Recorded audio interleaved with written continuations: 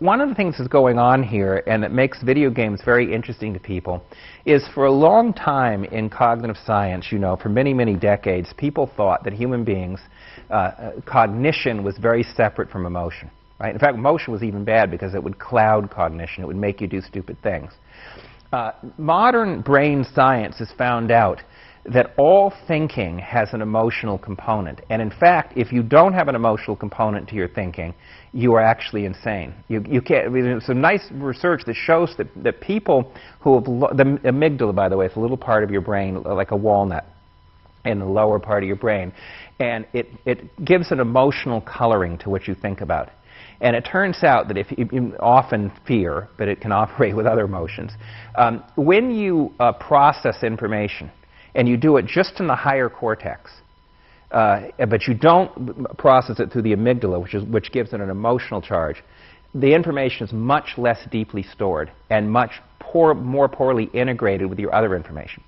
If you process it through the higher cortex and the amygdala, and you give the information an emotional charge, it's much more deeply stored in your brain and much more... So, example, when people are learning foreign languages, if they're processing the language both cognitively and emotionally, they store it and learn it much more deeply than if they're doing it purely emotionally. Purely cognitively, rather. All right? So, one of the things... This is one of the deep troubles with school, by the way.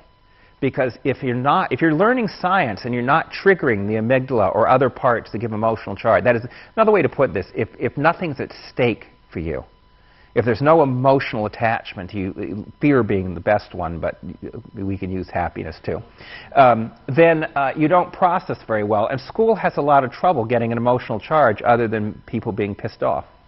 So games, however, because of this property, that all these trivial actions are eventually add up to your trajectory, your responsibility, and your failures, they do tend to trigger quite an emotional charge, sometimes to the detriment of the controller, right? One of the things that interests people about games is the fact, the way in which they combine cognition and emotion in a very powerful way. Just as I told you, I had quite an emotional charge over that stupid Allard. I still remember him to this day, right? Why do I remember him? Because that emotional charge that was there made that processing now permanent in me. All right, now here is, I want to go a little bit further. Who plays Castlevania? This is another interesting thing about video games. Who is the player? Well, any of you who are gamers know very well that gamers sometimes say things like, in Castlevania, I just died. Right? Sometimes they say Alucard died. Very often they say I died, because players, in fact, confuse themselves purposely with the player they're playing, with the character they're playing, with Alucard. And the reason for this is that a video game is not played by me, Jim, the player, alone. Or Alucard can't play the game, right? What happens if Alucard doesn't have Jim? He just sits there on the screen. He doesn't do anything. Jim has to make him do something.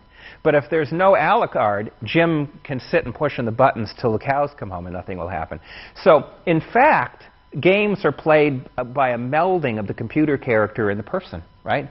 By the way, this is again, sounds trivial and turns out to be profound. There is a result in brain science that shows that human beings feel a sense of agency or control over just what their body can, the space that your body can control. Right? So it's relatively short space in which you feel complete power. And beyond that, you don't feel your body extends. You feel your body extends about to this part.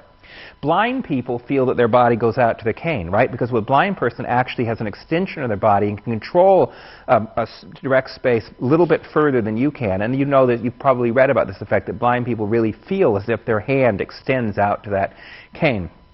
We humans are built, brain-wise, to feel that our bodies go as far as what we can control with our limbs and our real body. Now, if you're watering, let's say you're on a webcam and you're watering a garden in Holland, you are doing fine microcontrol of the water, something that in the normal state of evolution you could only have done about a foot. But now you're doing it all the way to Holland, and there's a neural effect in which you feel like your body went all the way over there. In computer games, when you're doing fine control over Alucard in Castlevania, you're controlling his fine movements. There's a mental effect in which you feel your body went into that virtual space. It extends like the cane, like the blind man's cane, into that space.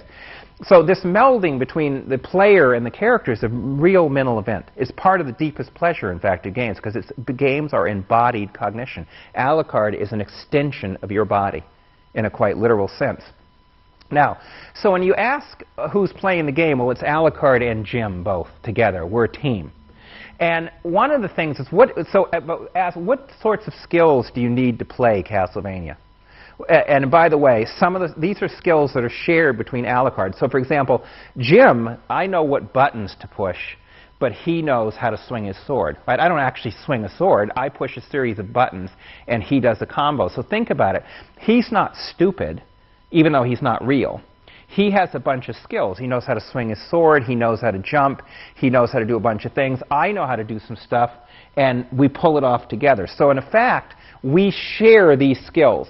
But what skills are they? Well, they're just the regular ones that most games have, like jumping, running. Alucard, even though it's about vampires, it's exactly the same skills, jumping and running and fighting, that you use in Mario or any other game.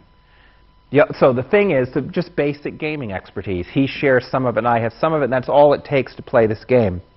Now think about that a minute. See, he's supposed to be a vampire hunter, right? But does he have any skills of a profession? He's a professional vampire hunter. But in fact, but does he have any professional skills of a vampire? In fact, he doesn't, right? All he can do is he can jump and he can hit and he can run. He doesn't actually, just like I don't know anything about what a professional vampire hunter would do. I really don't have any idea. He doesn't either. All right. So while this game generates story elements, like him killing things and doing things, it can't generate any professional practice. You can't actually... See, wouldn't it be kind of cool if we together wouldn't just jump around and kill stuff, but we actually were professional vampire hunters?